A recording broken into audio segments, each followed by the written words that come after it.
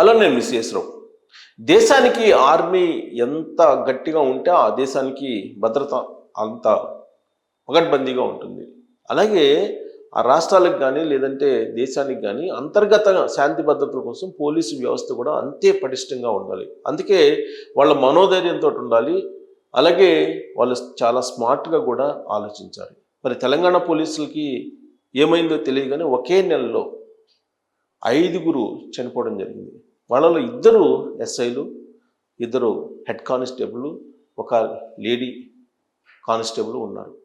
వీళ్ళ మరణానికి కారణాల మీద తెలంగాణ పోలీస్ అన్వేషిస్తోంది. తెలంగాణ పోలీస్ అంటేనే ఒక ప్రత్యేకమైనటువంటి గుర్తింపు ఉంది.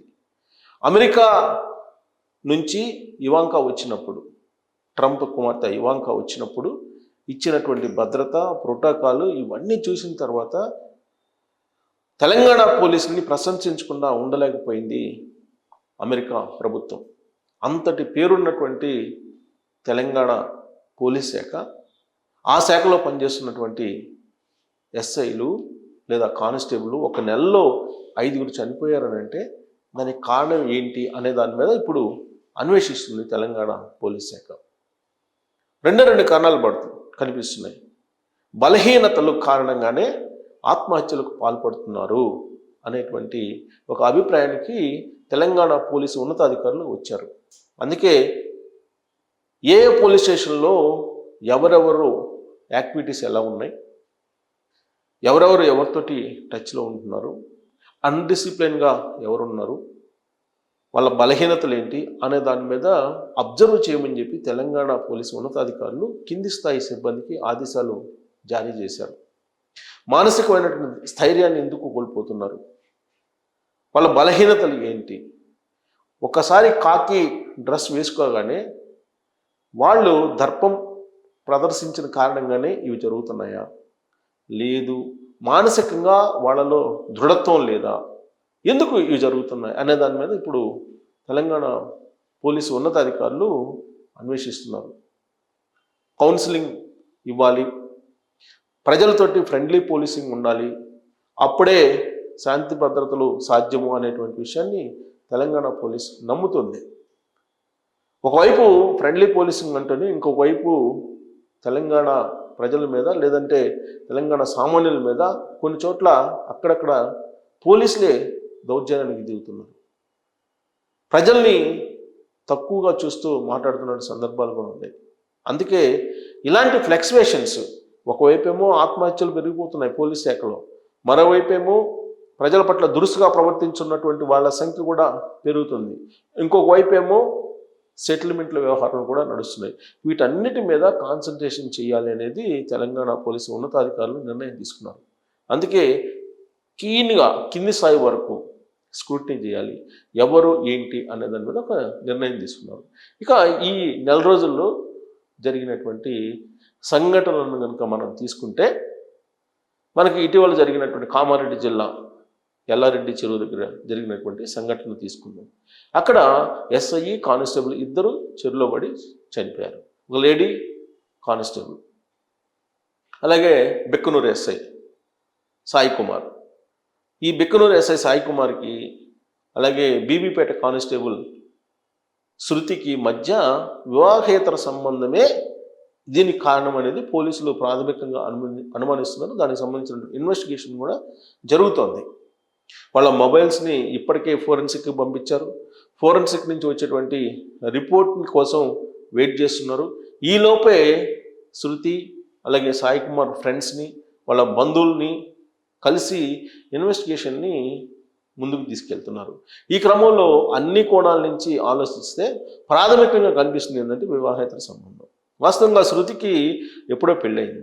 ఆ తర్వాత ఆవిడ విడాకులు తీసుకొని ఒంటరి మహిళగా ఉంటూ ఉన్నారు. ఆవిడ బెక్కనూరు ఎస్ఐ తోటి వివాహేతర సంబంధం పెట్టుకున్నారు. దాని కారణంగానే ఇది జరిగింది అని అంటున్నారు. వాస్తవంగా బీబీపేటకి 2018లో అపాయింట్ అయ్యారు ఎస్ఐగా సాయి కుమార్. ఆ సమయంలోనే అటు శృతికి ఇటు సాయి కుమార్కి మధ్య సంబంధాలు ఏర్పడ్డాయి. అది ప్రయాణిస్తున్నటువంటి క్రమంలో నిఖిల్ ఎంటర్ అయ్యారు. నిఖిల్ వాస్తవంగా కంప్యూటర్ ఆపరేటర్. ఆయన పోలీస్ స్టేషన్లో కంప్యూటర్లో రిపేర్ వచ్చినప్పుడు ఆయన వస్తూ ఉంటారు అనేది. ఆ సందర్భంగా ఏర్పడినటువంటి పరిచయమే పెళ్లి వరకు వెళ్ళింది శృతికి అలాగే నిఖిల్కి.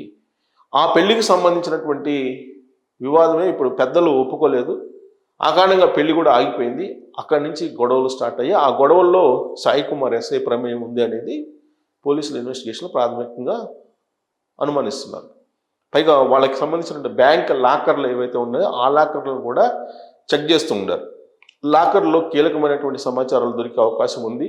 ఒకవేళ ఆభరణాలకు సంబంధించిన ఇష్యూస్ కానీ లేదంటే ఆర్థికపరమైనటువంటి లావాదేవీల విషయంలో ఏమన్నా వీళ్ళ మధ్య గొడవ వచ్చిందా అనే దాని మీద. అయితే ఇక్కడ పోలీసులు లభించినటువంటి క్లూ పోలీసులకి ఏంటంటే నిఖిల్కి అలాగే శృతికి మధ్య సాయి కుమార్ కంటే ముందే ప్రేమాయణం ఉందా, వాళ్ళిద్దరి మధ్య అంతకు ముందే సంబంధాలు ఉన్నాయా, సంబంధాలు ఉన్నటువంటి క్రమంలోనే ఆయన బీబీపేట ఎస్ఐగా ఎంటర్ అయిన తర్వాత వాళ్ళిద్దరు రిలేషన్లో ఎంటర్ అయ్యారా, లేదు ఎస్ఐకి వివాహేతర సంబంధం శృతితో ఉంది కాబట్టి పెళ్లి చేసుకోవద్దని చెప్పి నిఖిల్ని ఒత్తిడి తీసుకొచ్చారా, ఆ క్రమంలోనే జరిగిందా అనే దాని మీద పోలీసులు ఒక కంక్లూజన్కి రాలేకపోతున్నారు. సో కాబట్టి ఈ కంక్లూజన్ రావాలంటే కనుక ఫోరెన్సిక్ రిపోర్ట్ అఫీషియల్గా రావాల్సి ఉంది. ఫోరెన్సిక్ రిపోర్టు కోసం ఎదురు చూస్తున్నారు. ఒకే కారులో వెళ్ళటం, ఒక డాబాలో వీళ్ళు కలుసుకోవటం, వీటన్నిటిని కూడా సీసీ కెమెరాల ద్వారా ట్రేస్ అవుట్ చేశారు. ఆల్మోస్ట్ ట్రేస్ అవుట్ చేశారు. చాలా చివరి దశలో ఇన్వెస్టిగేషన్ ఉంది. కారణం ఏదైనప్పటికీ ఒక ఎస్ఐ ఒక కానిస్టేబుల్ చెరులో పడి చనిపోయారు. ఇది ఆ ఎపిసోడ్. ఇక శనివారం రోజున జరిగినటువంటి సంఘటన సిరిసిల్లలో హెడ్ కానిస్టేబుల్ సాయి కుమార్, ఆయన పేరు కూడా సాయి కుమార్, హెడ్ కానిస్టేబుల్, అతను అప్పుల పాలయ్యారు. దేనికి అప్పుల పాలయ్యారు అని అంటే ఆన్లైన్ గేమ్స్ ఆడటానికి కోసం 25 లక్షల రూపాయలు అప్పు అయ్యారు. ఆ అప్పు తీర్చలేక ఆర్థిక భారం ఎక్కువైపోయి ఆయన ఏం చేశారు, ఆల్మోస్ట్ ఆయన విషం దాగి ఆ కుటుంబ సభ్యులతో పాటు భార్య, 2 పిల్లలకు కూడా విషాన్ని ఇచ్చి తను విషం తీసుకొని పనుకున్నారు. కానీ ఆ విషయం పనిచేయలేదేమో, ఏకోజోన ఆయనకి మెలకు వచ్చింది. దాంతో నేరుగా ఊరేసుకొని ఆయన చనిపోయారు. చావు బతుకుల మధ్య అతని భార్య అలాగే 2 పిల్లలు ఆసుపత్రిలో ఉన్నారు. ఇక మెదక్ జిల్లాలో జరిగినటువంటి సంఘటన ఇంకోటి. అతను హెడ్ కానిస్టేబుల్, అతని వయసు 55 సంవత్సరాలు సుమారుగా. ఆయన వివాహేతర సంబంధం పెట్టుకున్నందువల్లనే గొడవలు వచ్చినాయి. ఆ గొడవలు తట్టుకోలేక ఇతను ఆత్మహత్య చేసుకున్నాడు అనేది ఆ కానిస్టేబుల్ భార్య ఇస్తున్నట్టు ఫిర్యాదు. సో ఈయన సాయి కుమార్, ఇతని పేరు, మెదక్ జిల్లాకు సంబంధించిన అతను. మెదక్ జిల్లా కొల్చాపురం పోలీస్ స్టేషన్ హెడ్ కానిస్టేబుల్గా పనిచేస్తున్నాడు. ఇందాక నేను చెప్పిన అతను రాజన్న సిరిసిల్ల జిల్లా గంభీరావుపేట మండలం లింగన్నపేటకు చెందిన బండారి బాలకృష్ణ. నేను సాయి కుమార్ అని చెప్పాను, కాదు, బండారి బాలకృష్ణ. అతను సిరిసిల్ల జిల్లాలో అతను బండారి బాలకృష్ణ. ఇతను మెదక్ జిల్లాలో అతను సాయి కుమార్. వీళ్ళిద్దరూ చనిపోయారు. సో సాయి కుమార్ చనిపోవడానికి కారణం ఏంది, బాలకృష్ణ చనిపోవడానికి ఏమో ఆర్థికపరమైన అంశాలు, సాయి కుమార్ చనిపోవడానికి చాలా కారణం ఆదివారం రోజు జరిగింది. ఇది ఆదివారం రోజు సాయి కుమార్ చనిపోవడం జరిగింది. ఇతను వివాహ సంబంధం పెట్టుకున్న నేపథ్యంలో ఈయన విచిత్రంగా ఏంటంటే సాయి కుమారు పోలీస్ స్టేషన్ ఆవరణలోనే ఇతను సూసైడ్ చేసుకున్నాడు. అక్కడ ఉండేటువంటి చెట్టుకి, అక్కడ పోలీస్ స్టేషన్ ఆవరణలోనే ఆయన చెట్టుకు ఉరి తీసుకున్నాడు. ఆ తర్వాత మీరు ఇంకొక సంఘటన గుర్తుంచుకుంటే డిసెంబర్ 2వ తారీఖున అది ఎక్కడ జరిగింది, ములుగు జిల్లా వాజేడు ఎస్ఐ, అతని పేరు హరీష్. అతను ఒక యువతి హాని ట్రాప్లో పడిపోయాడు. ఆ యువతి తను పెళ్లి చేసుకుంటావా లేదని చెప్పి ఒత్తిడి తీసుకొస్తే ఆ ఒత్తిడిని తట్టుకోలేక తుపాకీ తీసుకొని కాల్చుకొని ఆత్మహత్యకు పాల్పడ్డాడు. సో దీనికి సంబంధించి పోలీస్ శాఖే ఆందోళనకు గురవుతుంది. ఒకవైపు ఏమో మెదక్ జిల్లాలో ఉండేటువంటి హెడ్ కానిస్టేబుల్ ఆయన సాయి కుమార్, ఆయన వివాహేతర సంబంధంతో చనిపోయాడు, ఆత్మహత్య చేసుకున్నాడు. ఇంకొక వైపు ఏమో సిరిసిల్ల జిల్లా సంబంధించి అక్కడ బాలకృష్ణ, అతనేమో ఆర్థిక ఇబ్బందులు తట్టుకోలేక సూసైడ్ తీసుకున్నాడు. హరీష్ డిసెంబర్ 2వ తారీఖున ఎస్ఐగా ఉంటూ ఆయన ఆయన గన్తోటి కాల్చుకున్నారు. సో ఈ మొత్తం ఆత్మహత్యలు కనుక తీసుకుంటే పోలీసు విభాగంలో మానసిక స్థైర్యం ఉండేటువంటి వాళ్ళ సంఖ్య తగ్గుతుంది అనేటువంటి భావన కలుగుతుంది. ఇది సమాజానికి మంచిది కాదు. పోలీసు ఎప్పుడు స్ట్రాంగ్గా ఉండాలి. ఎందుకంటే సమాజంలో సామాన్యులకు రక్షణ కల్పించేటువంటి డిపార్ట్మెంటు పోలీస్ డిపార్ట్మెంటు.